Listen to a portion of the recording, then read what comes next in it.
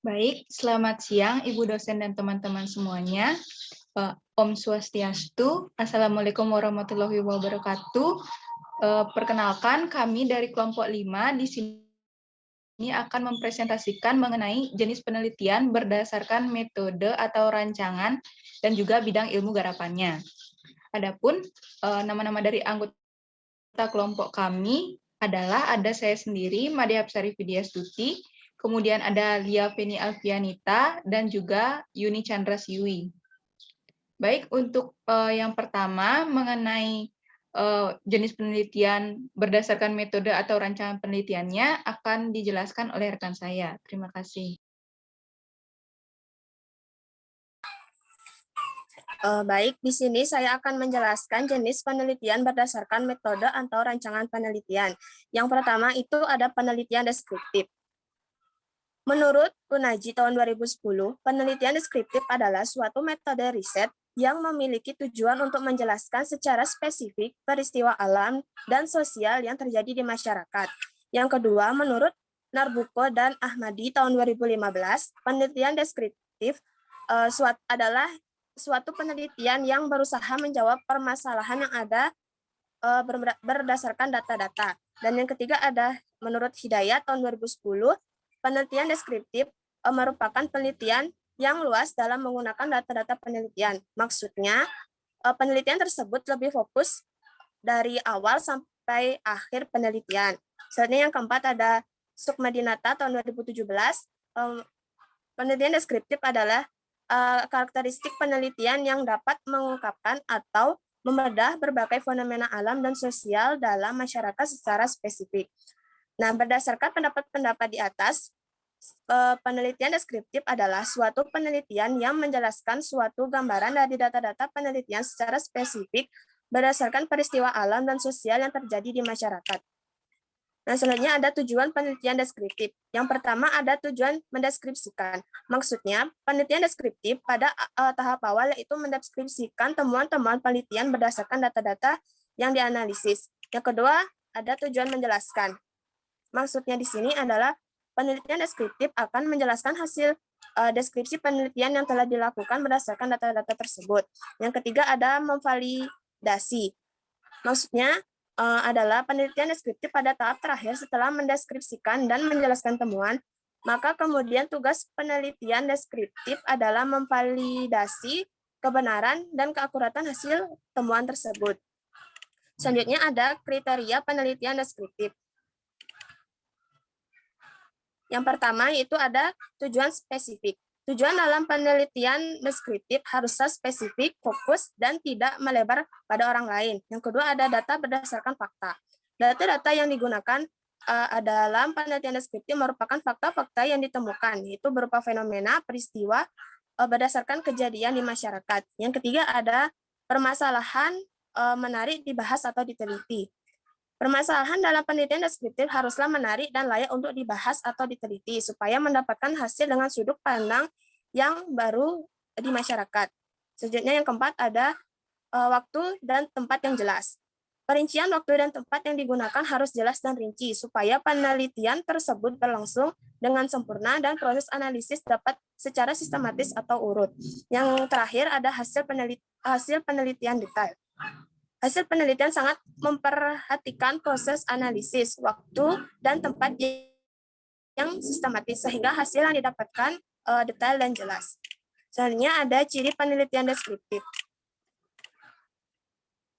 Ciri-ciri penelitian deskriptif sebagai berikut. Yang pertama ada pada penelitian kuantitatif, penelitian deskriptif mempunyai tujuan untuk mendeskripsikan atau menjelaskan variabel subjek studi.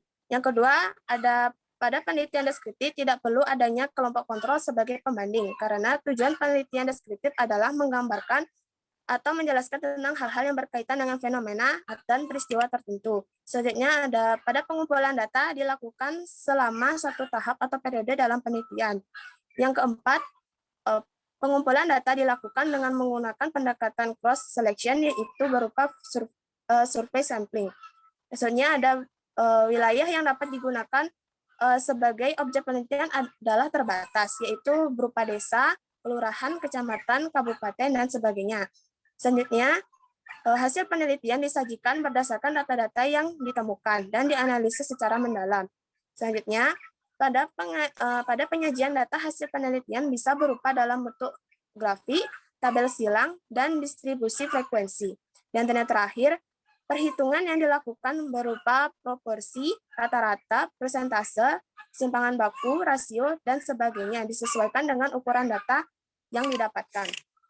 Selanjutnya ada kelebihan dan kekurangan penelitian deskriptif. Kelebihan penelitian deskriptif yang pertama, jenis riset ini dapat menganalisis topik atau isu yang jarang, sulit, dan menyimpang terjadi di masyarakat. Jenis riset ini dapat melakukan pengamatan dalam kondisi sosial yang alami dan apa adanya. Dan yang ketiga, tidak banyak memakan waktu seperti penelitian kuantitatif. Dan yang terakhir, jenis riset ini mempunyai potensi untuk menggabungkan antara penelitian kuantitatif dengan kualitatif. Dan adapun kekurangan penelitian deskriptif. Yang pertama, jenis riset ini tidak bisa menghasilkan temuan yang signifikan secara statistik. Dan yang kedua, jenis riset ini rentan dengan opini subjektif sehingga hasilnya bisa menjadi bias. Dan yang ketiga, jenis riset ini tidak bisa menjelaskan penyebab di balik fenomena tersebut. Dan yang terakhir, jenis riset ini bersifat kontekstual dan observasional sehingga sulit untuk diverifikasi. Selanjutnya ada langkah-langkah dalam penelitian deskriptif. Langkah-langkah tersebut bisa dipelajari seperti di bawah ini. Yang pertama, mengidentifikasi permasalahan yang spesifik dan signifikan untuk dicari solusinya dengan metode penelitian deskriptif. Yang kedua, merumuskan dan membatasi permasalahan secara spesifik. Dan yang ketiga, menentukan tujuan dan manfaat penelitian tersebut. Yang keempat, melakukan studi pustaka dengan sumber-sumber berdasarkan permasalahan yang diteliti. Dan yang kelima, menentukan kerangka berpikir dan hipotesis penelitian yang sesuai dengan tujuan penelitian. Yang keenam, menentukan metode yang akan digunakan dalam penelitian tersebut. Dan yang ketujuh, mengumpulkan, mengorganisasi, dan menganalisis data temuan penelitian dengan teknik statistika. Dan yang terakhir, membuat laporan penelitian berdasarkan sistematika. Dan yang kedua ada penelitian historis. Penelitian historis adalah satu penelitian mengenai pengumpulan dan evaluasi data secara sistematik berkaitan dengan kejadian masa lalu untuk menguji hipotesis yang berhubungan dengan faktor-faktor penyebab, pengaruh, atau perkembangan kejadian yang mungkin membantu dengan memberikan informasi pada kejadian sekarang dan mengantisipasi kejadian yang akan datang. Ciri-ciri penelitian historis yang pertama itu penelitian historis lebih bergantung pada data atau sumber referensi yang diobservasi langsung oleh peneliti. Yang kedua, penelitian historis harusnya dilakukan secara sistematis dan terstruktur. Dan yang ketiga, penelitian historis tergantung pada data primer dan data sekunder. Yang keempat, untuk memperoleh data yang berkualitas, penelitian historis memerlukan analisis melalui kritik internal dan eksternal. Dan yang terakhir, menggunakan pendekatan lebih utama dan dapat menggali informasi yang lebih lampau dibandingkan data yang diperoleh dari penelaah buku atau sumber pustaka lainnya. Selanjutnya ada istilah dalam penelitian sejarah. Yang pertama itu ada buku sejarah, berisi tentang data atau sumber yang dapat dipercaya dan telah melalui tahap validasi dan keabsahan datanya diperoleh dari data lapangan. Yang kedua ada kritik eksternal, merupakan proses menganalisis sumber atau data untuk menetapkan keaslian atau autentisitas data tersebut dan tergantung pada bentuk data yang alami yang diteliti, misalkan tanda tangan asli, analisis kimiawi, dan metode penggalan dengan karbon. Yang ketiga, ada kritik internal, merupakan proses menganalisis yang berusaha menjawab pertanyaan yang menyangkut akurasi, nilai dokumen, dan autentisitas peninggalan yang telah diperoleh di lapangan. Selanjutnya ada sumber-sumber data dalam penelitian sejarah.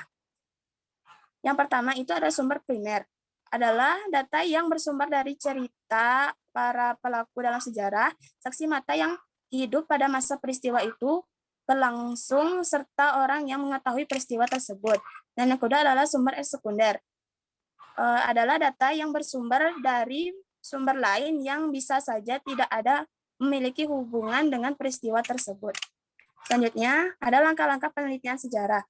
Menurut Surya Brata tahun 2013, ada 5 langkah-langkah dalam melakukan penelitian sejarah. Yang pertama, mendefinisikan masalah melalui pengajuan 3 pertanyaan awal pada diri seorang peneliti sendiri. Dan yang kedua, merumuskan tujuan penelitian dan rumusan hipotesis jika dibutuhkan, yang akan memberikan dan fokus bagi kegiatan penelitian tersebut. Yang ketiga, melakukan pengumpulan data dan membedakan antara sumber primer dan sumber sekunder yang diperoleh. Yang keempat, melakukan proses evaluasi data dengan melakukan kritik eksternal, dan yang terakhir, melakukan penulisan dan penyusunan laporan. Dan ada kelebihan dan kekurangan penelitian historis. Kelebihan penelitian historis yaitu dalam mencari sumber data atau informasi lebih tuntas karena cakupan sumbernya yang luas. Dalam melakukan penelaah informasi atau menggali informasi, data yang diperoleh lebih lampau dan banyak menggali bahan-bahan yang tidak diterbitkan atau tidak dikutip pada bahan acuan yang standar. Dan untuk kekurangan penelitian historis sendiri, penelitian historis lebih mengandalkan laporan dan kesaksian orang lain atau data sekunder. Dan kebanyakan data sudah tidak dapat diperoleh dari pelaku sejarah yang hidup pada saat peristiwa terjadi. Penelitian sejarah tidak dapat memanipulasi variabel. Dan yang ketiga, ada penelitian kasus lapangan atau survei. Penelitian survei itu sendiri merupakan penelitian yang mengumpulkan informasi dari suatu sampel dengan menanyakan melalui angket atau interview supaya nantinya menggambarkan berbagai aspek dari populasi dan menggunakan kuesioner sebagai alat pengumpulan data pokok. Dan tujuan untuk penelitian survei adalah diklarifikasi mempunyai 2 tujuan. Yang pertama bertujuan untuk memberikan gambaran atau penjelasan tentang sesuatu, dan yang kedua bertujuan untuk melakukan analisis. Selanjutnya ada karakteristik ilmiah penelitian survei. Yang pertama itu ada logis. Penelitian survei dilaksanakan dengan menggunakan prosedur berpikir logis dalam arti rasional. Cara kerja yang tidak rasional tidak dapat dipakai dalam metode penelitian survei. Yang kedua, deterministik. Berbagai konsekuensi cara berpikir logis tersebut, penelitian survei harus menentukan sistem atau kerangka berpikir terlebih dahulu dan membangun hipotesis untuk dibuktikan. Selanjutnya yang ketiga adalah general. Penelitian survei yang notabene menggunakan sampel dalam penelitiannya tidak dimaksudkan hanya untuk menjelaskan sampel, dimaksudkan saja, melainkan untuk digeneralisasikan secara lebih luas sampai kepada cakupan populasinya. Oleh karena itu, penelitian survei disebut bercirikan umum atau general. Yang ketiga ada parsimonius. Penelitian survei adalah penelitian hemat karena beberapa hal. Pertama, untuk meneliti populasi yang besar, seorang peneliti dapat menghemat energinya dengan cara pengambilan sampel. Yang kedua, untuk meneliti fenomena yang rumit dalam kehidupan yang mengandung banyak unsur yang saling berkaitan satu sama lain, seorang peneliti dapat menggunakan kerangka berpikir yang dimodelkan dari hubungan-hubungan antar variabel. Dan yang ketiga, untuk menganalisis data, sang peneliti dapat menggunakan mesin atau komputer sehingga analisis dapat dilakukan secara efisien. Dan yang kelima ada spesifik. Penelitian survei disebut spesifik karena sebelum pengambilan data, sang peneliti harus menyusun definisi-definisi operasional terhadap variabel yang diteliti. Dan selanjutnya adalah kelebihan dan kekurangan penelitian survei. Kelebihan survei yang pertama itu dalam survei biasanya dilibatkan sejumlah besar orang untuk mencapai generalisasi atau kesimpulan yang bersifat umum yang dapat dipertanggungjawabkan. Perlu diusahakan agar sampel itu benar-benar mewakili keseluruhan kelompok yang dimiliki. Yang kedua, dalam survei dapat digunakan berbagai teknik pengumpulan data seperti angket, wawancara, observasi menurut pilihan si peneliti. Dan yang ketiga, dalam survei yang tampil, masalah-masalah yang sebelumnya tidak diketahui atau diduga, sehingga sekaligus bersifat eksploratoris. Yang keempat, dalam survei, peneliti dapat membenarkan atau menolak teori tersebut. Dan yang terakhir, biaya survei relatif murah, ditinjau dari besarnya jumlah orang yang memberikan informasi, khususnya bila digunakan angket yang dapat dikirim melalui pos dengan biaya rendah. Sebenarnya ada kelebihan penelitian survei. Maksud saya kekurangan penelitian survei. Yang pertama itu, survei biasanya meneliti pendapat atau perasaan populasi yang tidak mendalam, apalagi bila digunakan angket. Yang kedua, pendapat populasi yang disurvei antara lain mengenai soal-soal yang mengandung unsur emosi dan politik. Selanjutnya, yang terakhir, tidak ada jaminan bahwa angket dijawab oleh seluruh sampel. Selanjutnya, ada langkah-langkah penelitian survei. Yang pertama, menentukan permasalahan, yang kedua hipotesis, yang ketiga menentukan tujuan penelitian, yang keempat menentukan tipe survei, yang kelima simple design, yang keenam menentukan besarnya sampel, dan yang ketujuh membuat pertanyaan dan memilih alat tes apa yang akan digunakan. Lalu yang kedelapan menentukan bentuk data selection sesuai definisi konseptual alat penelitian.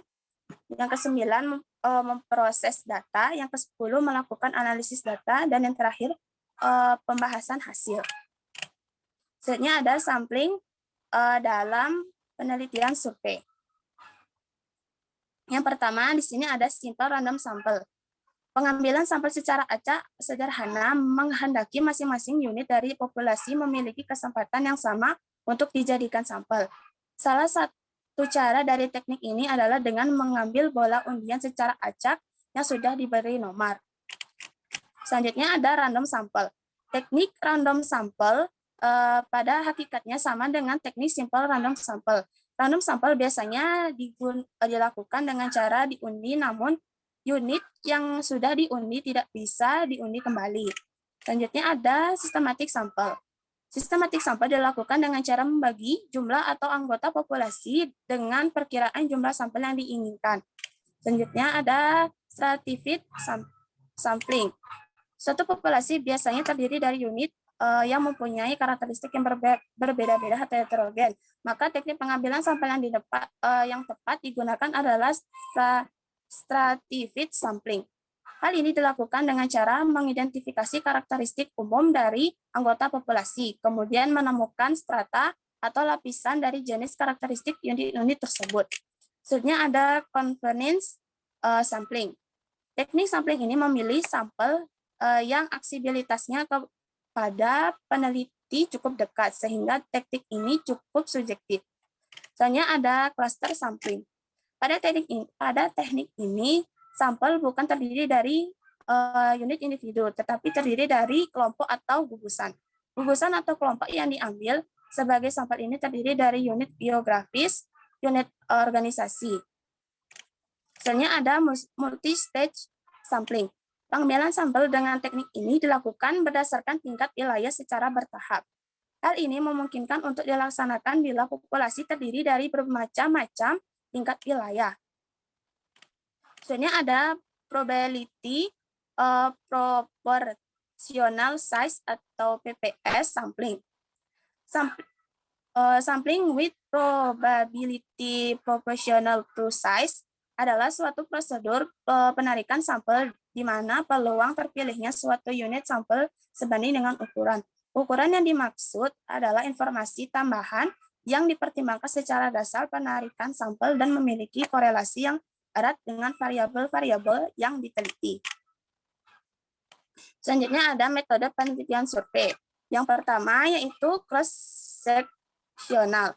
Cocok untuk penelitian yang bertujuan bersifat deskriptif dan prediktif. Dalam desain ini, satu sampel atau lebih diambil dari populasi pada satu titik waktu yang sama. Selanjutnya ada longitudinal. Responden-responden yang sama disurvei dari waktu ke waktu untuk menelaah perubahan-perubahan pada mereka secara individual. Desain longitudinal adalah desain survei terbaik bila peneliti ingin mengakses efek kejadian tertentu yang terjadi secara ilmiah. Selanjutnya ada penelitian kausal komparatif.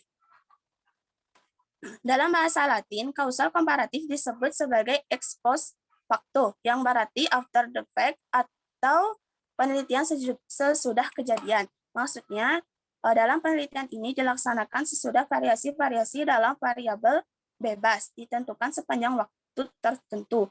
Penelitian kausal komparatif adalah penelitian yang berusaha menentukan penyebab dari perbedaan yang ada pada tingkah laku kelompok atau penelitian hubungan sebab akibat.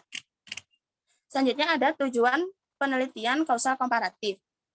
Tujuannya yaitu untuk menyelidiki kemungkinan hubungan sebab akibat berdasarkan pengamatan terhadap akibat yang ada, mencari kembali fakta yang mungkin menjadi penyebab melalui data tertentu.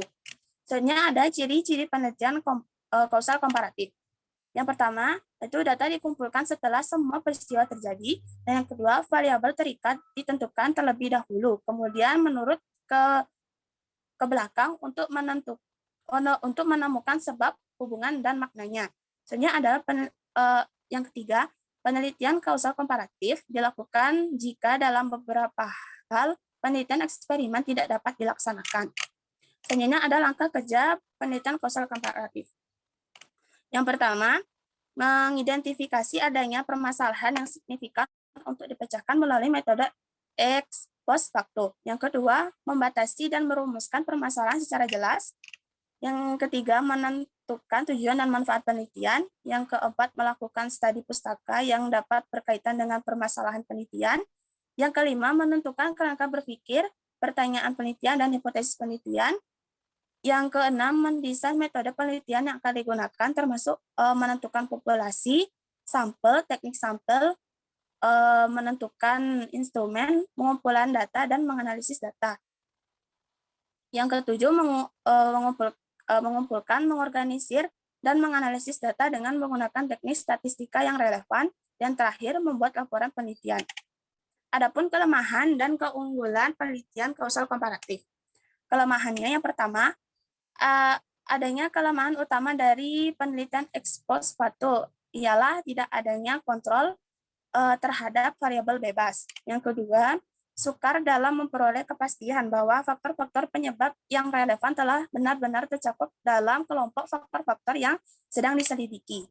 Yang ketiga, kenyataan bahwa faktor penyebab bukanlah faktor tunggal, melainkan kombinasi dan interaksi antara berbagai faktor dalam kondisi tertentu untuk menghasilkan efek yang disaksikan sehingga masalah terjadi sangat kompleks. Yang keempat, suatu gejala mungkin tidak hanya merupakan akibat dari sebab-sebab ganda. Yang kelima, apabila hubungan antara dua variabel telah ditemukan, mungkin sulit untuk menemukan mana yang sebab dan yang mana akibat. Yang keenam, kenyataan bahwa dua atau lebih faktor yang saling berhubungan tidaklah selalu memberi implikasi terhadap adanya hubungan sebab akibat.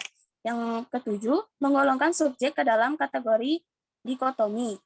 Untuk tujuan membandingkan, menimbulkan persoalan-persoalan karena kategori seperti itu bersifat kabur, bervariasi, dan tidak mantap. Yang terakhir, studi komparatif dalam situasi alami tidak memungkinkan pemilihan subjek secara terkontrol. Dan adapun kelebihan dari penelitian kausal komparatif.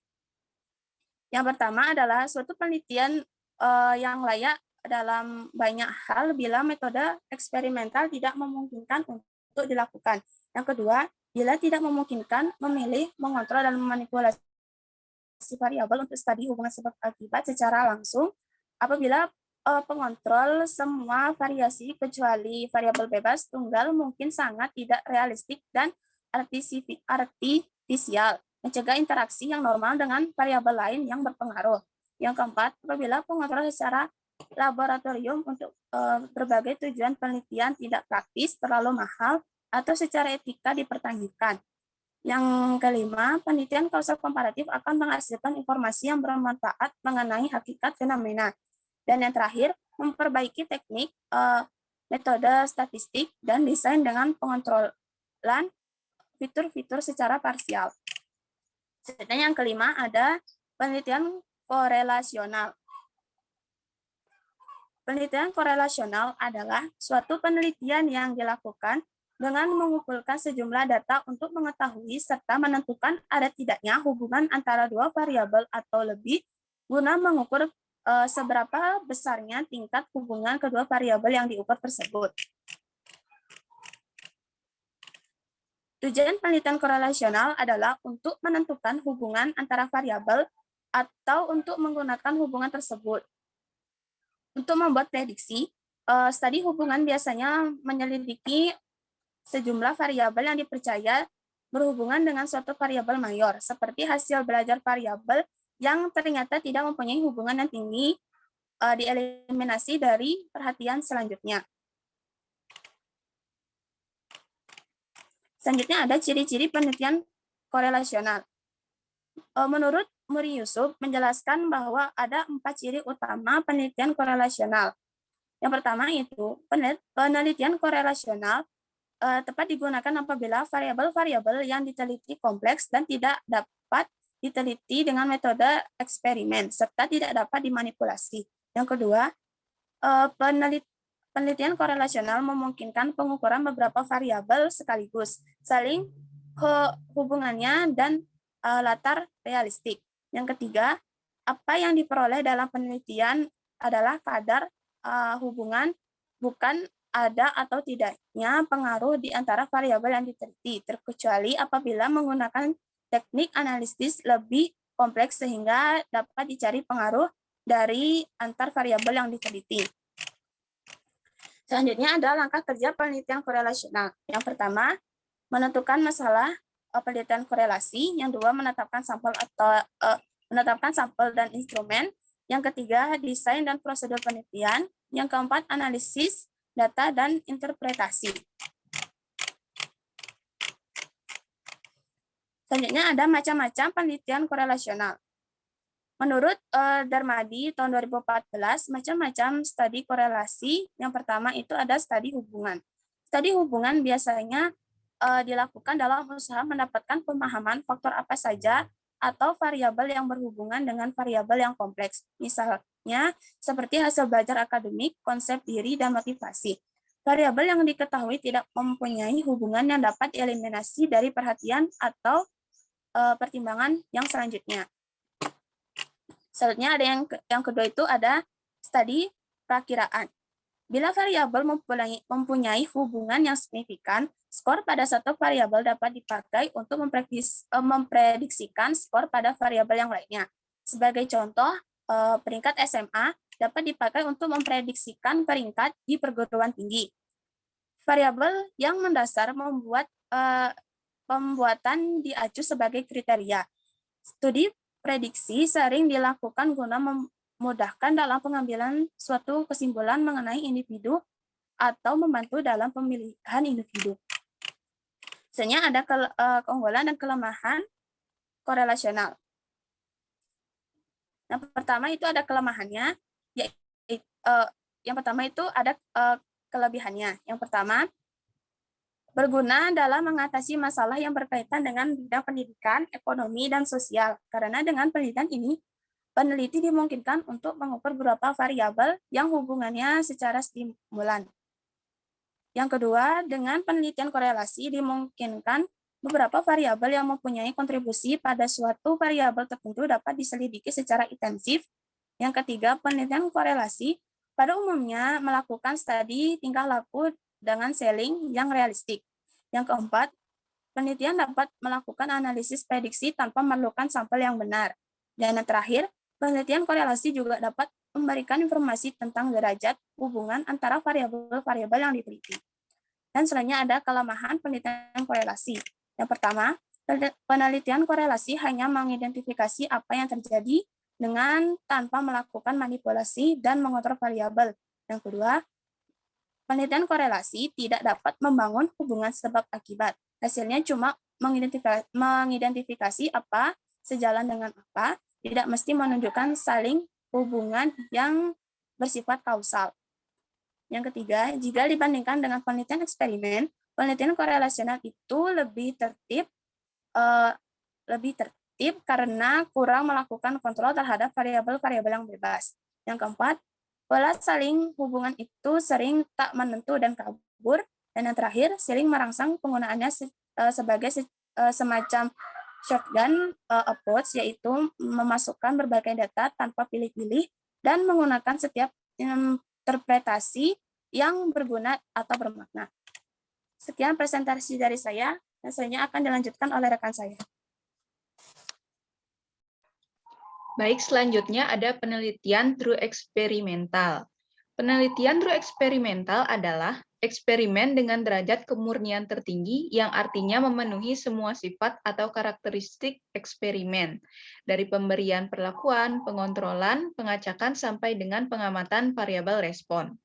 Dalam penelitian eksperimen ini, sampel yang digunakan dalam eksperimen maupun sebagai kelompok kontrol diambil secara random dari populasi tertentu. Peneliti dapat mengontrol semua variabel luar yang mempengaruhi jalannya eksperimen. Dinamakan penelitian eksperimen sesungguhnya atau true eksperimen karena kelompok subjek yang dipilih secara random, adanya kelompok pembanding terhadap kelompok yang diberi perlakuan, serta adanya pengontrolan terhadap kondisi guru untuk meminimalisir pengaruh variabel lain atau pengganggu. Dengan demikian, harapan yang muncul adalah hasil penelitian yang diperoleh merupakan pengaruh dari faktor treatment, sehingga hubungan antara variabel bebas yang berupa treatment tersebut dengan variabel terikat dapat menjelaskan hubungan sebab akibat. Baik, selanjutnya adalah ciri-ciri dari penelitian true eksperimental. Di sini ada 4 ciri-ciri. Yang pertama, kondisi yang ada di sekitar atau yang diperkirakan mempengaruhi subjek yang digunakan untuk eksperimen, seyogyanya dibuang atau dijauhkan. Sehingga apabila perlakuan selesai dan ternyata ada perbedaan antara hasil pada kelompok eksperimen dan kelompok pembanding, perbedaan hasil ini merupakan akibat dari adanya perlakuan. Kemudian yang kedua, ada kelompok yang tidak diberi perlakuan yang difungsikan sebagai pembanding bagi kelompok yang diberi perlakuan. Pada akhir eksperimen, hasil pada kedua kelompok tersebut akan dibandingkan. Perbedaan hasil tersebut merupakan efek dari pemberian perlakuan kepada kelompok eksperimen. Kemudian yang ketiga, sebelum dilaksanakan eksperimen, diusahakan kondisi kedua kelompok sama, sehingga paparan tentang hasil akhir dan dapat betul-betul merupakan hasil adanya dan tidak adanya perlakuan. Kemudian yang keempat, apabila penelitian eksperimen dilakukan terhadap orang, diharapkan agar anggota kelompok eksperimen tersebut maupun kelompok pembanding tidak terpengaruh akan status mereka. Sehingga hasil eksperimen tidak terkena Hawthorne effect atau John Harry effect atau efek sampingan yang disebabkan akibat anggota kelompok tergantung pada pembanding dan menyadari statusnya, sehingga ada upaya ekstra dari mereka untuk menyamai hasil kelompok eksperimen dan hasil akhir tidak akan semurni yang diharapkan. Kemudian selanjutnya ada desain penelitian true eksperimental. Desain penelitian true eksperimental dapat dibagi menjadi 4 jenis, yaitu yang pertama, randomized subject, control group, pretest, posttest design. Desain penelitian ini merupakan desain penelitian yang cukup banyak dilakukan dalam penelitian eksperimen sesungguhnya. Desain dalam penelitian eksperimen ini menggunakan kelompok pembanding. Antara kelompok eksperimen dan kelompok pembanding akan dilakukan secara acak dengan prinsip random assignment. Dalam desain ini, dapat dipahami bahwa peneliti melakukan uji atau pengukuran terlebih dahulu sebelum melaksanakan perlakuan atau pretest dan setelah melakukan perlakuan atau post-test. Nah, desain ini memiliki kelemahan yaitu peneliti tidak dapat menyelidiki efek interaksi perlakuan karena tidak memiliki kelompok yang tanpa diberi pretest. Analisis data pada desain ini dapat diuji dengan uji ragam multijalur pola covariance, di mana pretest dijadikan covariabel termasuk bila desainnya diperluas. Bila tidak memenuhi persyaratan parametrik, maka diuji menggunakan kombinasi uji peringkat bertanda Wilcoxon dan juga uji Human-Whitney. Kemudian yang kedua ada Solomon Tree Group Design. Pada desain penelitian ini, peneliti menggunakan 3 kelompok, di mana 2 kelompok tersebut merupakan kelompok pembanding. Salah satu kelompok pembanding ada yang diukur sebelum eksperimen dilakukan atau pretest. Kemudian ketiga kelompok diacak dengan prinsip random assignment. Kemudian peneliti melakukan pengukuran sebelum dan sesudah perlakuan atau intervensi. Diberikan pada kelompok perlakuan atau kelompok eksperimen. Pada desain ini, salah satu kelompok pembanding tidak melakukan pretest, tetapi terkena perlakuan X. Meskipun menerima perlakuan, eksperimen tetap berfungsi sebagai kelompok pembanding. Adapun desain ini mengatasi kelemahan yang melekat dalam desain sebelumnya, yaitu dapat mengetahui efek interaksi pretest dengan perlakuan penelitian meskipun tidak secara langsung. Analisis data dengan desain ini dapat diuji dengan uji ragam multijalur pola covariance, di mana pretest dijadikan konvariabel termasuk bila desainnya diperluas, dikombinasikan dengan uji T untuk melihat efek interaksi pretest dan perlakuan. Bila tidak memenuhi persyaratan parametrik, maka diuji menggunakan kombinasi uji peringkat bertanda Wilcoxon dan juga uji Human-Whitney. Kemudian yang ketiga ada Solomon for Group Design. Desain ini dapat membuat beberapa perbandingan untuk mengetahui pengaruh dari perlakuan penelitian X. Pada desain ini memiliki kelompok pembanding yang lebih banyak dan merupakan perluasan dari desain sebelumnya, yaitu dengan memasukkan satu lagi kelompok pembanding. Dengan empat kelompok menjadikan kekuatan yang lebih besar karena menggabungkan keuntungan beberapa desain lainnya. Desain ini memiliki dua kelompok yang diberi pretest dan dua kelompok tanpa pretest. Salah satu kelompok yang diberi pretest dan salah satu kelompok tidak diberi pretest menerima perlakuan eksperimen. Hal ini menjadikan peneliti menggunakan dua kelompok atau grup pembanding. Ketiga kelompok diacak dengan prinsip random assignment, peneliti melakukan pengukuran sebelum dan sesudah perlakuan atau intervensi. Diberikan pada kelompok perlakuan atau kelompok eksperimen. Desain ini mengatasi kelemahan desain sebelumnya karena dapat mengetahui efek interaksi pretest dengan perlakuan secara langsung dan kesulitan dalam pelaksanaannya dalam situasi praktis. Lebih banyak waktu dan usaha yang diperlukan, dua percobaan secara bersamaan, serta masalah pada peningkatan jumlah subjek yang sama yang akan diperlukan untuk 4 kelompok. Analisis data dapat diuji dengan uji ragam multijalur pola covariance, di mana pretest dijadikan kovariabel, termasuk bila desainnya diperluas, dikombinasi dengan uji T untuk melihat efek interaksi pretest dan perlakuan. Bila tidak memenuhi persyaratan parametrik, maka diuji menggunakan kombinasi uji peringkat Wilcoxon dan uji Human-Whitney. Kemudian yang terakhir ada factorial design. Penelitian faktorial desain ini adalah modifikasi dari true experiment, yaitu memungkinkan adanya variabel moderator yang mempengaruhi treatment terhadap hasil. Penelitian ini harus terdapat pengukuran sebelum treatment jika masuk ke dalam true experiment. Penelitian ini disebut juga penelitian bifaktor karena melibatkan lebih dari satu variabel bebas yang dijadikan faktor. Dan kedua faktor tersebut secara teoretik terdapat interaksi. Penelitian ini diketahui terbagi dalam dua jenis, yaitu eksperimen bifaktorial yang merupakan melibatkan dua faktor, sedangkan eksperimen faktorial trifaktor yang melibatkan tiga faktor. Baik, selanjutnya ada bias yang dapat muncul dalam penelitian true eksperimental. Yang pertama, terdapat faktor yang dapat muncul dan mempengaruhi penelitian true eksperimen, antara lain yang pertama ada historis. Historis mengacu pada munculnya suatu kejadian yang bukan dari perlakuan eksperimen, tetapi dapat mempengaruhi performansi pada variabel bebas. Sesuatu yang agak lama, faktor historis mungkin menjadi suatu masalah. Sebagai contoh, faktor historis adalah latar belakang atau pengalaman belajar pada jenjang pendidikan sebelumnya. Kemudian yang kedua ada maturation atau maturasi. Maturasi ini mengacu pada perubahan fisik atau mental pada diri subjek selama suatu periode tertentu. Perubahan ini dapat mempengaruhi performansi subjek pada pengukuran variabel terikat, khususnya dalam studi yang diselesaikan dalam waktu yang panjang.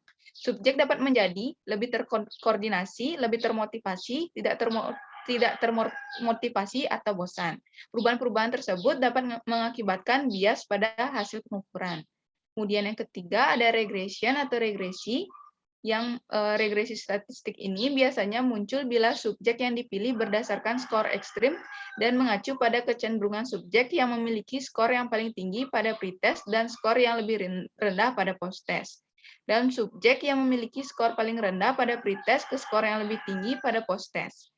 Kecenderungannya adalah skor bergerak mundur atau regresi atau bergerak ke arah rata-rata min atau skor yang diharapkan. Kemudian yang keempat ada pretesting. Ya, interaksi pretesting ini muncul bila respon subjek atau mengalami reaksi berbeda pada perlakuan karena mereka mengikuti pretest. Suatu pretest mungkin membuat peka atau meningkatkan subjek pada hakikat perlakuan. Oleh karena itu, hal ini diupayakan untuk dikontrol atau dikendalikan pada penelitian eksperimen sesungguhnya karena juga menguji kelompok yang tidak menggunakan pretest, baik pada kelompok eksperimen maupun kelompok pembanding. Dengan demikian, faktor-faktor tersebut perlu dikontrol atau dikendalikan sehingga pengaruh variabel bebas terhadap variabel terikat dapat menunjukkan hubungan sebab akibat tanpa adanya pengaruh dari variabel lain. Kemudian, selanjutnya ada penelitian kuasi eksperimen. Penelitian kuasi eksperimen merupakan jenis penelitian yang memiliki kelompok kontrol dan kelompok eksperimen tidak dipilih secara random. Peneliti menggunakan desain kuasi eksperimental, desain karena dalam penelitian ini terdapat variabel-variabel dari luar yang tidak dapat dikontrol oleh peneliti. Penelitian kuasi eksperimen ditandai dengan adanya sebagian sifat yang tidak dipenuhi, umumnya sifat pengacakan. Hal tersebut karena pelaksanaan penelitian tidak memungkinkan untuk melakukan seleksi subjek secara acak, karena subjek secara alami telah terbentuk dalam satu kelompok utuh atau naturally formed intake group, seperti kelompok peserta didik dalam suatu kelas.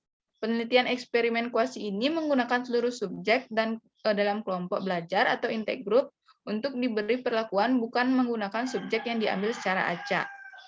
Adapun rancangan penelitian dari kuasi eksperimen, yang pertama ada the time series experiment, yaitu pada perancangan ini dilakukan beberapa kali proses observasi atau pemberian tes terhadap subjek sebelum dilakukan pemberian perlakuan untuk dapat mengetahui kecenderungan kelompok.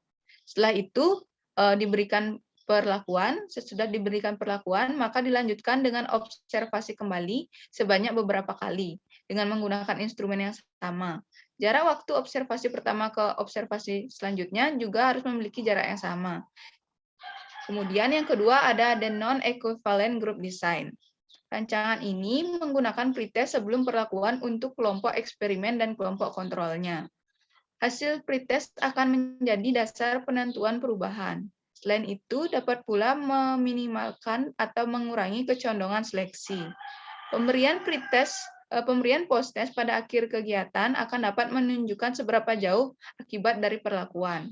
Hal tersebut bertujuan untuk melihat perbedaan skor sebelum dan sesudah diberikan perlakuan. Untuk menentukan perbedaannya dilakukan proses O1 sampai O2 sampai O1, sedangkan untuk kelompok kontrolnya dilakukan pada proses 04 sampai 03. Kemudian yang ketiga ada the equivalent time series sample design. Rancangan ini hampir sama dengan time series design. Yang membedakannya adalah perlakuan tidak hanya diperkenalkan hanya satu kali, tapi berulang kali diselingi dengan adanya periode yang tidak diberikan perlakuan. Baik, selanjutnya ada penelitian campuran. Penelitian campuran merupakan metode penelitian dengan mengkombinasikan antara dua metode penelitian, yaitu kualitatif dan kuantitatif, dalam suatu kegiatan penelitian sehingga akan diperoleh data yang lebih komprehensif, valid, reliable, dan objektif. Adapun konsep dari penelitian campuran ini adalah yang pertama, yaitu mengintegrasikan pendekatan kualitatif dan juga kuantitatif dalam suatu studi. Adapun alasan menggunakan metode campuran ini yaitu yang pertama, ketika mempunyai data kuantitatif dan kualitatif akan memberikan pemahaman yang lebih baik tentang suatu masalah penelitian ketimbang hanya dari satu. Yang kedua, desain yang baik untuk digunakan jika untuk membangun kekuatan data kuantitatif dan kualitatif. Misalkan data kuantitatif seperti skor per instrumen menghasilkan angka tertentu yang dapat dianalisis secara statistik, dapat memberikan hasil untuk menilai frekuensi dan besaran tertentu. Sedangkan pada kualitatif seperti wawancara terbuka yang memberikan kata-kata aktual dari orang-orang dalam penelitian, menawarkan banyak perspektif berbeda tentang topik penelitian dan memberikan gambaran yang kompleks tentang situasi tersebut. ketika keduanya digabungkan, yaitu data kuantitatif dan kualitatif tersebut, peneliti akan memiliki campuran yang sangat kuat. Kemudian, ketika satu jenis penelitian atau penelitian kualitatif atau kuantitatif ini tidak cukup untuk menjawab suatu masalah penelitian, maka lebih banyak data diperlukan untuk memperluas, menguraikan, atau menjelaskan studi tersebut, sehingga dibutuhkanlah metode campuran. Namun integrasi antara keduanya belum tentu memuat porsi yang sama atau seimbang. Misalkan, suatu penelitian campuran dapat bersifat dominan kualitatif, sementara komponen kuantitatif ditambahkan sebagai elemen pendukung atau memperkuat kesimpulan penelitian. Adapun tujuan dari penelitian campuran ini adalah memperluas dan memperkuat kesimpulan penelitian dan berkontribusi menjawab pertanyaan penelitian sehingga penelitian tersebut dapat memperoleh pengetahuan dan validasi yang tinggi.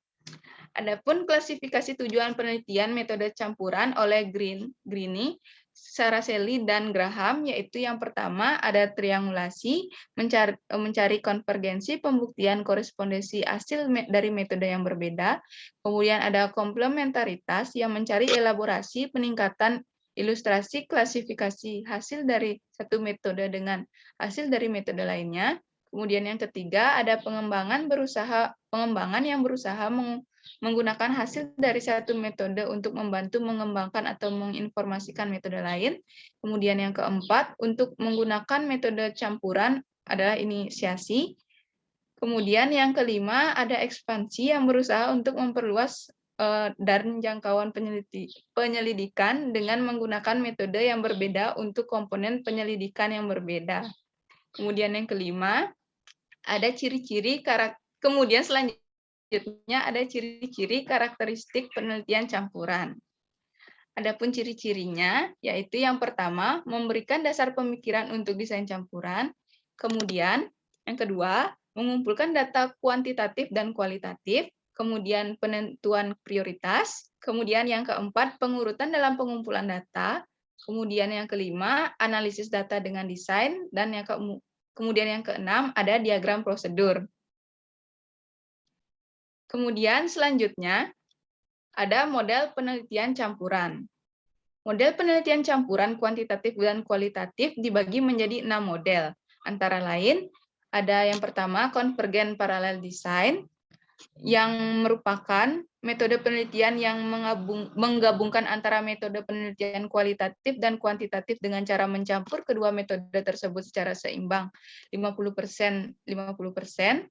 Kemudian ada the explanatory sequential design yang merupakan model penelitian yang diawali dengan pengumpulan data kuantitatif, kemudian dilanjutkan dengan pengumpulan data kualitatif untuk membantu menjelaskan dan menguraikan hasil yang diperoleh dari data kuantitatif, sehingga hasil penelitian model penelitian ini bersifat explanatory atau menjelaskan suatu gambaran umum atau generalisasi. Kemudian yang ketiga ada the exploratory sequential design. Model penelitian ini diawali dengan pengumpulan data kualitatif, kemudian dilanjutkan dengan pengumpulan data kuantitatif. Tujuannya adalah untuk mengeksplorasi fenomena yang ada terlebih dahulu, kemudian dilanjutkan dengan pengumpulan data kuantitatif untuk menjelaskan hubungan variabel yang ditemukan dalam data kuantitatif. Kemudian yang keempat ada the embedded design, yang mana merupakan model penelitian campuran yang menggunakan data kuantitatif dan kualitatif secara bersama-sama atau berurutan, di mana salah satu bentuk data memainkan peran pendukung bagi bentuk data yang lainnya. Kemudian yang kelima ada the transformative design, yang mana merupakan model penelitian campuran yang menggunakan salah satu dari keempat model sebelumnya, yaitu konvergen, explanatory, exploratory, atau embedded, yang didesain menggunakan suatu kerangka transformatif atau lensa. Kemudian yang keenam ada the multi-phase design, yang mana merupakan model penelitian campuran yang berdasar pada model konvergen dan explanatory, exploratory, dan juga embedded. Penelitian campuran ini dapat dikatakan sebagai multi-phase design jika peneliti melakukan penelitian melalui serangkaian tahapan atau penelitian secara terpisah yang memiliki satu program tujuan penelitian. Baik, selanjutnya ada kelebihan dan kelemahan dari penelitian campuran. Menurut Taksakuri tahun 2010, kelebihan dari metode penelitian campuran ini, yang pertama, sanggup menjawab pertanyaan yang tidak mampu dijawab oleh metodologi lainnya. Kemudian yang kedua, memberikan proses pengambilan simpulan yang lebih baik atau akurat. Kemudian yang ketiga, memberikan peluang untuk menyajikan beragam pandangan yang komprehensif. Kemudian menurut Putra tahun 2017, adapun kelebihan dari penelitian campuran ini, yang pertama, dimungkinkan mengajukan pertanyaan penelitian yang lebih kompleks. Kemudian, dapat memperoleh data yang lebih kaya dan juga komprehensif. Dan yang ketiga, hasil penelitian akan memiliki kredibilitas yang tinggi karena adanya triangulasi. Kemudian, kekurangan dari penelitian campuran ini adalah menurut Morset tahun 2010, yaitu data yang diperoleh bisa dipertanyakan jika peneliti kurang ketat dalam menerapkan prosedur-prosedur yang ada. Kemudian yang kedua, membutuhkan pengetahuan prasyarat yang baik dan mendalam terkait dengan metode kuantitatif serta kualitatif. Kemudian yang ketiga adalah menghabiskan banyak waktu dan juga tenaga. Kemudian selanjutnya ada penelitian tindakan kelas.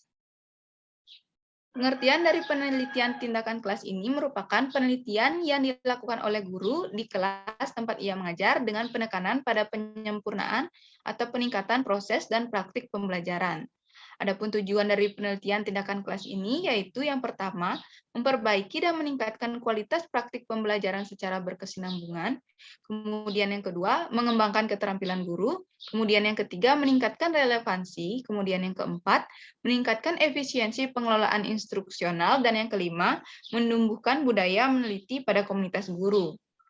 Kemudian selanjutnya ada jenis-jenis penelitian tindakan kelas. Yang pertama, ada PTK diagnostik yang merupakan penelitian yang dirancang dengan menuntun peneliti ke arah suatu tindakan, yang dalam hal ini peneliti mendiagnosis dan memasuki situasi yang terdapat pada latar penelitian. Kemudian yang kedua, ada PTK partisipan. Apabila orang yang akan melakukan penelitian harus terlibat langsung di dalam proses penelitian tersebut sejak awal sampai dengan hasil penelitian yang berupa laporan. Kemudian yang ketiga, ada PTK empiris yang apabila peneliti berupaya melaksanakan suatu tindakan atau aksi dan melakukan apa yang dilaksanakan dan apa yang terjadi selama aksi tersebut berlangsung. Kemudian yang keempat ada PTK eksperimental. Apabila PTK diselenggarakan dengan berupaya menerapkan berbagai teknik atau strategi secara efektif dan efisien di dalam suatu kegiatan belajar mengajar.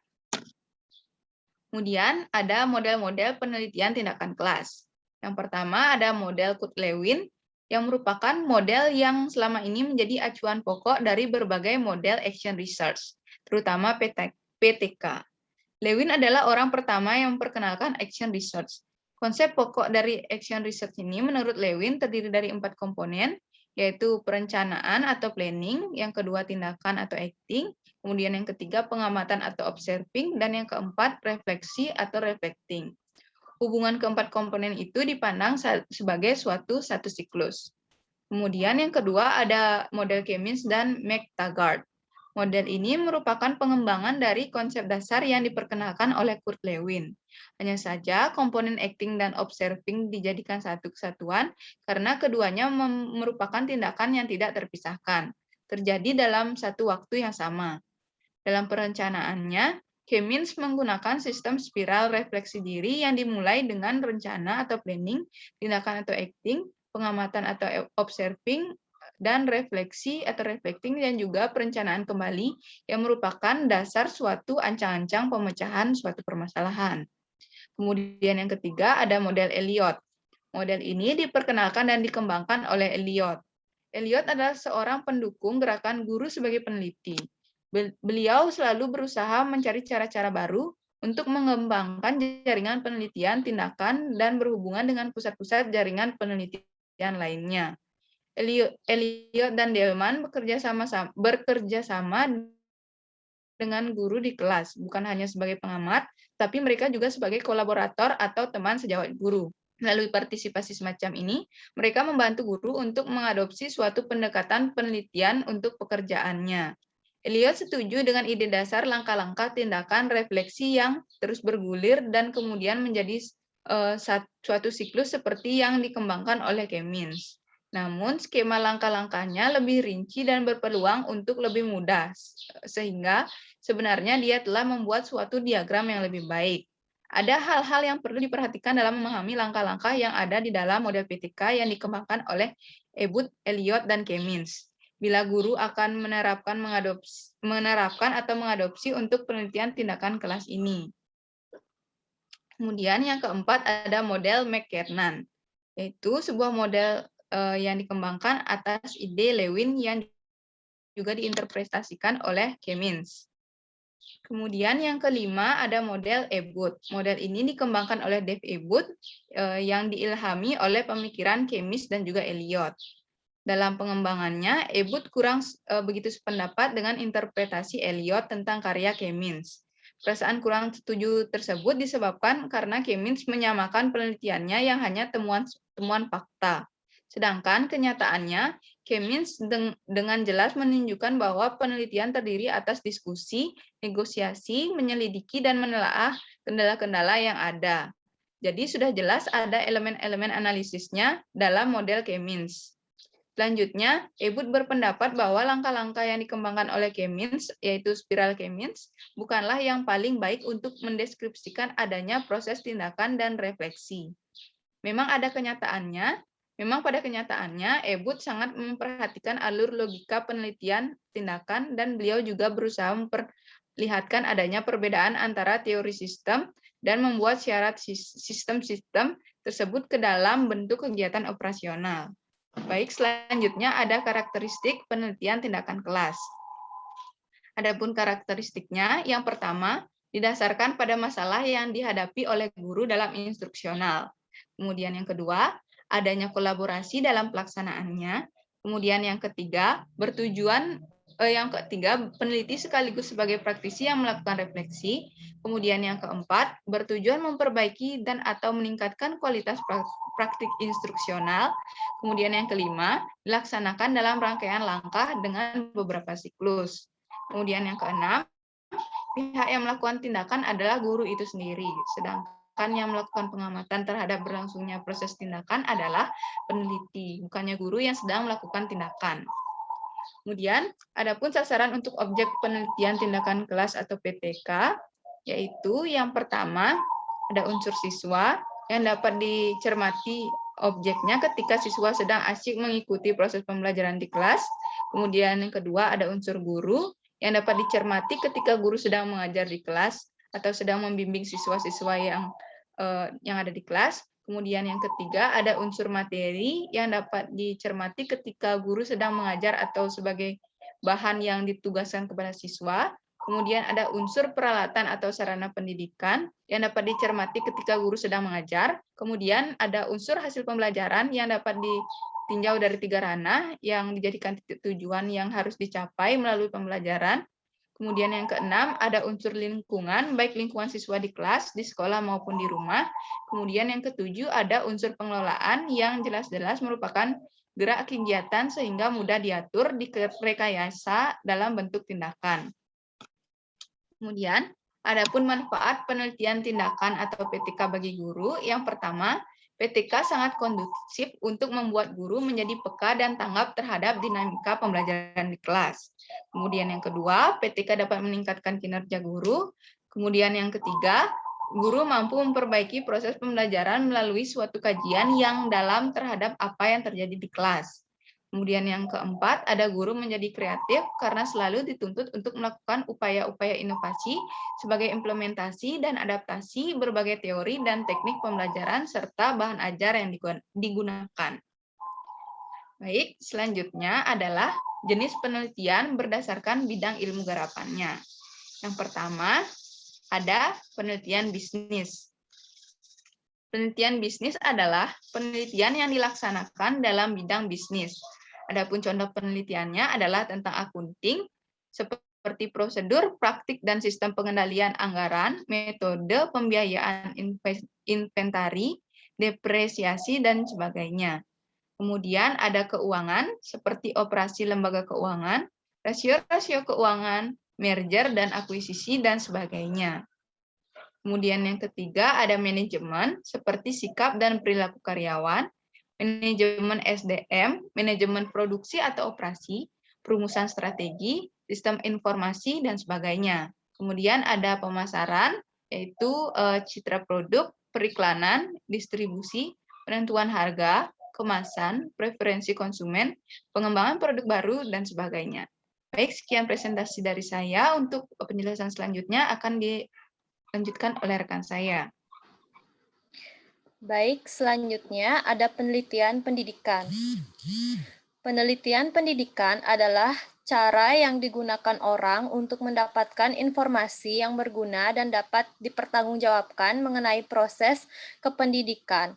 Tujuannya ialah untuk menemukan prinsip-prinsip umum atau penafsiran tingkah laku yang dapat dipakai untuk menerangkan, meramalkan, dan mengendalikan kejadian-kejadian dalam lingkungan pendidikan.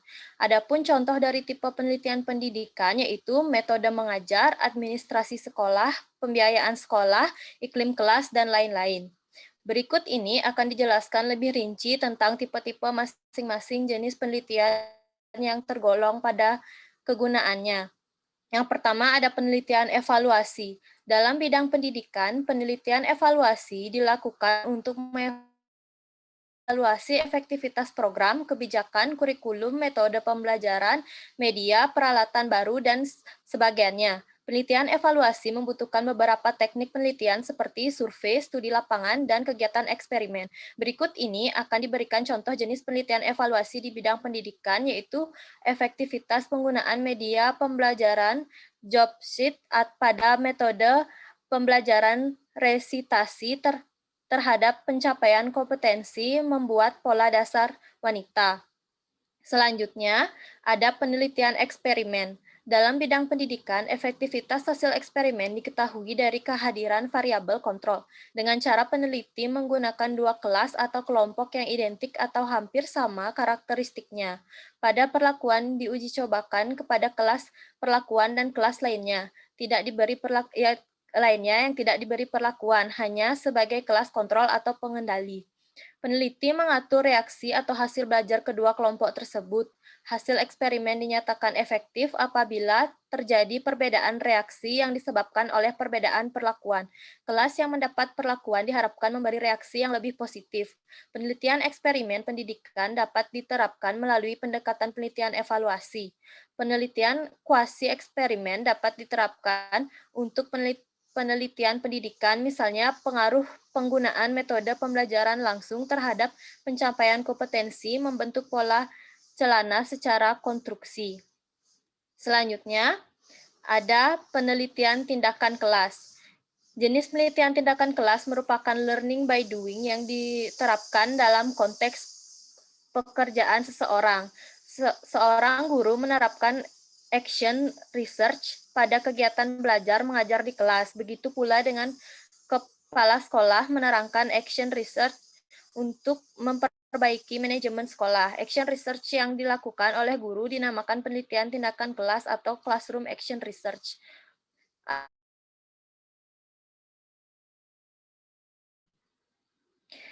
Ada beberapa persyaratan yang harus dipenuhi agar penelitian tindakan kelas dapat dikategorikan sebagai penelitian tindakan. Yang pertama, harus terlihat sebagai upaya untuk meningkatkan mutu profesional guru. Kegiatan yang dilakukan melalui PTK harus tertuju pada peningkatan mutu siswa. Kalau kegiatan menyangkut pembelajaran siswa harus terlihat keefektifannya. Yang kedua, tindakan tersebut harus dilihat dalam unjuk kerja siswa secara konkret dapat diamati oleh peneliti. Yang ketiga, bila tindakan ini diterapkan pada kelas, maka semua siswa harus melakukan apa yang harus dilakukan dan melakukannya dengan sungguh-sungguh. Yang keempat, guru harus melakukan sendiri dan melakukannya dengan benar. Yang kelima, PTK berbeda dengan eksperimen semu. PTK dilakukan pada kondisi natural dan holistik, tidak ada perubahan ataupun pada setting pembelajaran. Sementara pada eksperimen semu ada pengendalian variabel. Selanjutnya adapun contoh penelitian pendidikan, yaitu yang pertama analisis faktor yang mempengaruhi kedisiplinan siswa, yang kedua analisis nilai-nilai budaya di lingkungan sekolah, dan yang ketiga cara belajar siswa dengan nilai di bawah KKM. Selanjutnya yang ketiga ada penelitian komunikasi. Penelitian dalam komunikasi merupakan usaha untuk mendapatkan informasi dalam bentuk data pada beragam elemen, proses, dan dimensi komunikasi. Data-data empiris itu hanya dapat diperoleh melalui kegiatan riset, sehingga keputusan yang diambil dalam menerapkan komunikasi mencerminkan realitas yang dihadapi. Adapun elemen dalam penelitian komunikasi yaitu konsep, konstruksi, teori, variabel, hipotesis, dan data. Penelitian komunikasi dilakukan dengan menggunakan beberapa langkah dan tahapan, yaitu yang pertama memilih masalah, yang kedua studi pendahuluan, yang ketiga merumuskan masalah, yang keempat merumuskan kerangka dasar, yang kelima memilih pendekatan, yang keenam merumuskan hipotesa, kemudian menentukan variabel, menentukan sumber data, menyusun instrumen, mengumpulkan data, analisis data, menarik kesimpulan, dan yang terakhir menulis laporan. Nah, adapun contoh penelitian komunikasi yaitu penggunaan internet sebagai media komunikasi dalam meningkatkan aktivitas belajar mahasiswa. Yang kedua, pengalaman komunikasi serta bersama-sama antara orang tua dan anak usia 8-10 tahun dalam memahami akibat dari bermain game online terhadap prestasi di sekolah. Kemudian yang keempat ada penelitian hukum. Penelitian hukum menurut Sutandio Wignosobroto, penelitian hukum adalah seluruh upaya untuk mencari dan menemukan jawaban yang benar atau right answer, dan atau jawaban yang tidak sekali-kali keliru atau true answer mengenai suatu permasalahan. Untuk menjawab segala macam permasalahan hukum diperlukan hasil penelitian yang cermat dan sahih untuk menjelaskan dan menjawab permasalahan yang ada. Adapun pendekatan yang digunakan dalam penelitian hukum yaitu pendekatan undang-undang, pendekatan kasus, pendekatan konseptual, dan pendekatan sejarah. Mendesain penelitian hukum. Adapun cara mendesain penelitian hukum yaitu merumuskan judul penelitian, menetapkan dan merumuskan masalah penelitian, merumuskan tujuan penelitian, menentukan objek penelitian, memilih pendekatan penelitian, menentukan kerangka teori, menentukan metode penelitian, dan menyusun matriks penelitian hukum. Nah, adapun contoh penelitian hukum yaitu yang pertama aspek yudiris, pemilihan anggota Badan Perwakilan Desa dan implikasinya terhadap pemerintahan desa di Kabupaten Klaten. Yang kedua, penegakan hukum pidana terhadap upacara adat penggal kepala suku Naulu di Kabupaten Maluku Tengah. Kemudian yang kelima ada penelitian pertanian. Penelitian pertanian adalah menyediakan informasi dan teknologi yang bersifat praktis dan operasional serta layak secara teknis, ekonomis, sosiologis, dan ekologis. Adapun tujuan umum dari penelitian pertanian yaitu yang pertama, pemahaman dan inventarisasi kekayaan sumber daya hayati dan non-hayati yang dapat dimanfaatkan untuk usaha-usaha pertanian yang menguntungkan dan berkelanjutan. Kemudian yang kedua, penyediaan informasi tentang pemanfaatan sumber daya hayati dan non-hayati secara efektif, efisien, dan berkelanjutan melalui usaha pertanian untuk kesejahteraan masyarakat. Kemudian yang ketiga, penyediaan informasi dan teknologi untuk peningkatan produktivitas, efisiensi produksi, mutu produk, dan total produksi berasal dari sumber daya pertanian yang tersedia secara berkelanjutan. Dan keempat, penyediaan informasi dan teknologi untuk pemanfaatan sumber daya pertanian dan kelembagaan sosial pertanian secara efisien, produktif, ramah lingkungan, dan berkelanjutan. Adapun contoh penelitian pertanian yaitu yang pertama, karakteristik fisiologi aloe vera, yang kedua, komposisi bahan pembuatan edible film, yang ketiga, kandungan aloin dan vitamin E dalam daging aloe vera. Yang keenam, penelitian ekonomi. Penelitian ekonomi yaitu penelitian yang berusaha mengetahui adanya pengaruh pertumbuhan ekonomi.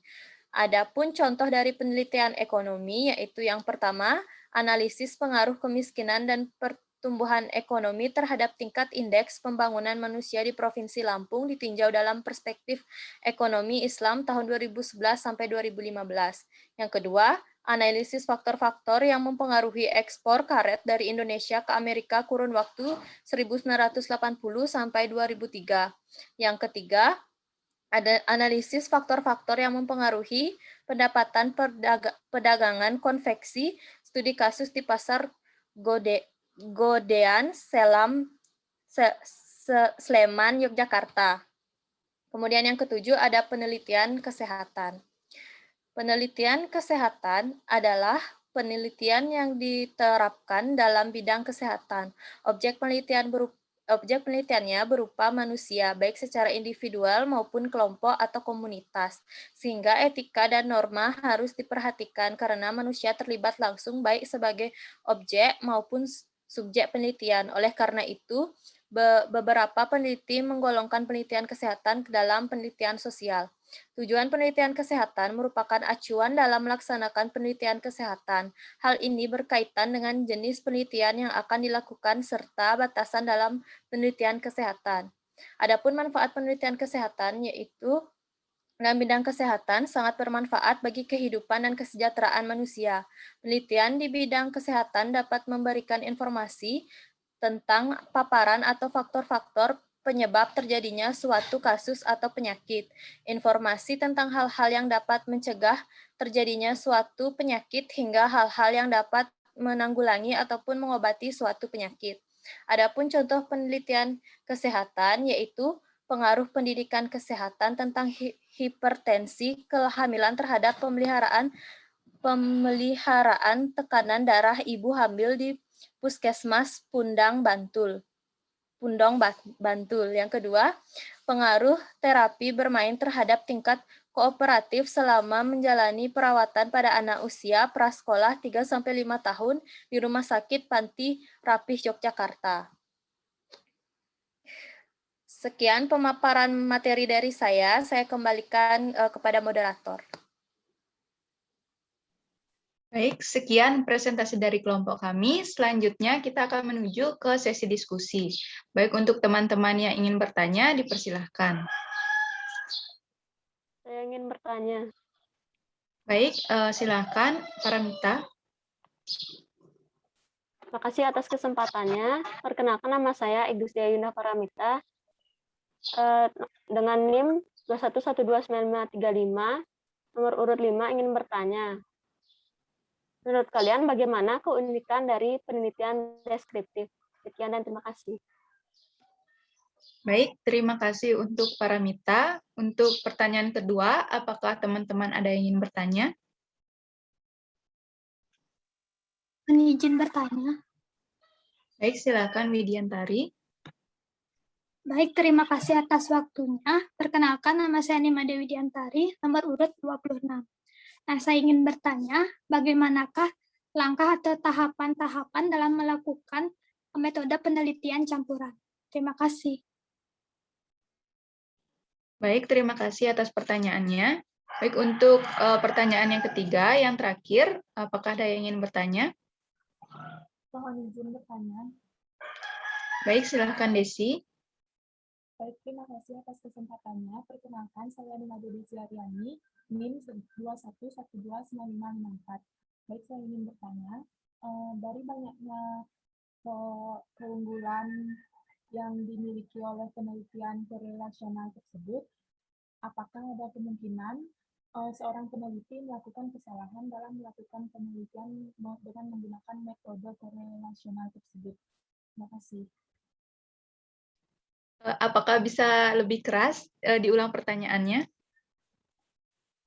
Dari banyaknya kelebihan yang dimiliki oleh metode penelitian korelasional tersebut, apakah ada kemungkinan seorang peneliti melakukan kesalahan dalam melakukan penelitian dengan menggunakan metode korelasional tersebut? Apakah bisa didengar? Baik, sudah. Terima kasih, Desi. Baik, untuk pertanyaan yang pertama akan dijawab oleh rekan saya. Silahkan. Baik, di sini saya akan menjawab pertanyaan dari para mitra. Nah, pertanyaan tadi, adakah keunikan dari metode penelitian deskriptif? Nah, metode penelitian deskriptif mempunyai keunikan sebagai berikut. Yang pertama, penelitian deskriptif menggunakan kuesioner dan wawancara, seringkali memperoleh responden yang sangat sedikit. Akibatnya, bias dalam membuat kesimpulan.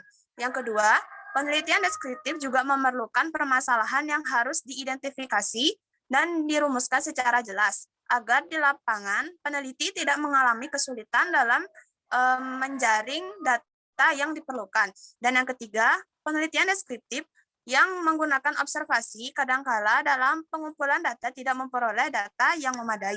Sekian jawaban dari saya. Untuk pertanyaan selanjutnya akan dijawab oleh rekan saya. Baik, untuk pertanyaan yang kedua dari Widiantari, di sini saya akan menjawab. Jadi, bagaimanakah tahapan-tahapan dalam melaksanakan metode penelitian campuran?